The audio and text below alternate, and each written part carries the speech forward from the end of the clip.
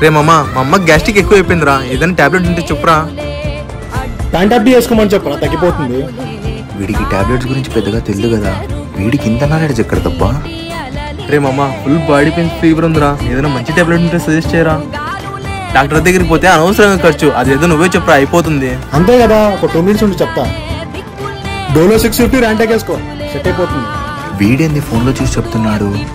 చాలా థ్యాంక్స్ రా మామ, ఈ రోజు నువ్వు నా డబ్బులు సేవ్ చేసావు. నీకు టాబ్లెట్ల గురించి పెద్దగా తెలియదు కదరా, ఫోన్లో చూసి అంత బాగా చెప్తున్నావు. నాకేం తెలుసురా, గూగుల్లో చూసి చెప్తున్నా. రే ఎందుకు అంత అర్జెంట్గా రమ్మన్నావు? ప్రేమ అన్న కొడుకు టాబ్లెట్స్ వల్ల ఏదో రియాక్షన్ ఏందిరా, నాకు అసలు ఏమి అర్థం కావడం లేదు.